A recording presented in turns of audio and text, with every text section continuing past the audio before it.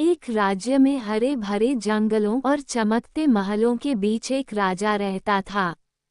उसके 11 बेटे थे, एक से बढ़कर एक सुंदर और बुद्धिमान, और एक बेटी थी, अलाइसा, जिसका चेहरा चांद सा और दिल सोने सा था।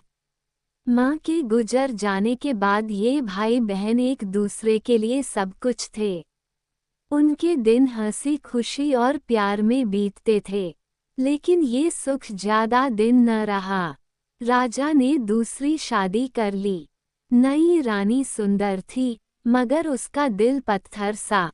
वह बच्चों को देखकर जलती थी। उसने धीरे धीरे राजा के कान भरे और बच्चों को उससे दूर कर दिया।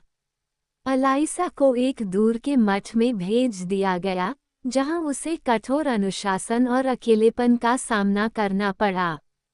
लेकिन सबसे भयानक था उसके भाइयों का हाल। रानी ने अपने काले जादू से 11 राजकुमारों को जंगली हंसों में बदल दिया। जैसे ही सूरज उगा, वे हवा में उड़ गए, उनके सुनहरे मुकुट चमकते हुए, और रात होने पर ही वे फिर से इंसान बन पाते। मठ में अलाइसा के दिन उदासी में डूबे थे। उसके बाल बिखर गए, कपड़े मैले हो गए, और चेहरा गम के रंग में रंग गया। फिर भी उसका दिल अपने भाइयों के लिए धड़कता था। जब वह 16 साल की हुई, उसे महल लौटने की अनुमति मिली। वह खुश थी, सोच रही थी कि अब वह अपने पिता और भाइयों से मिलेगी। लेकिन रानी का जाल पहले से तैयार था। उसने एक जादुई इत्र का इस्तेमाल किया, जिसने अलाइसा का रूप बदल दिया। उसकी सुंदरता छिप गई, और वह एक साधारण, अनजान सी लड़की बन गई। जब वह महल पहुंची, तो राजा ने उसे पहचानने से इनकार कर दिया। यह मेरी बेटी नहीं हो सकती, उसने कहा। रानी ने मौके का फायदा उठाया और अलाइसा को महल से निकलवा दिया। बेचारी अलाइसा की आंखों में आंसू थे, मगर उसका हौसला अब भी बरकरार था। उसने ठान लिया कि वह अपने भाइयों को ढूंढेगी और उन्हें वापस लाएगी। अलाइसा जंगल की ओर निकल पड़ी। दिन रात चलते हुए उसके पैर कांटों से लहूलुहान हो गए। पत्थरों ने उसके नाजुक पैरों को छील दिया, मगर वह रुकी नहीं। एक दिन थककर वह एक छोटी सी झील के किनारे बैठ गई। वहां उसने 11 सफेद हंस देखे। उनके सिर पर सुनहरे मुकुट चमक रहे थे। अलाइसा का दिल जोर से धड़का। वह समझ गई कि ये उसके भाई हैं। सूरज ढलते ही हंस एक एक कर इंसान बन गए। भाई बहन एक दूसरे से लिपट गए। आंसुओं के बीच हंसी थी, और हंसी के बीच दर्द।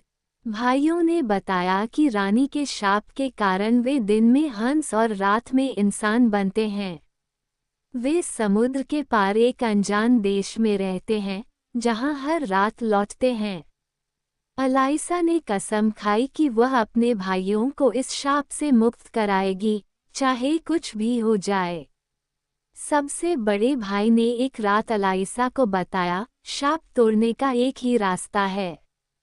तुम्हें जंगल में उगने वाली बिच्छू बूटी से सूत बनाना होगा और हमारे लिए 11 कोट बुनने होंगे। लेकिन सुनो अलाइसा, यह आसान नहीं होगा। जब तक सारे कोट तैयार न हो जाएं, तुम एक भी शब्द नहीं बोल सकती, न हंसना, न रोना, न बोलना। अगर तुमने एक भी शब्द कहा, तो हम सब मर जाएंगे। अलाइसा ने आंखों में दृढ़ता भरी और सिर हिलाया। वह तैयार थी। अलाइसा एक गुफा में रहने लगी। वो हर दिन जंगल में बिच्छू बूटी इकट्ठा करती। ये पौधे कांटों से भरे थे, जो उसके हाथों को जला देते थे। फिर भी वह रात दिन सूत काटती और कोट बुनती।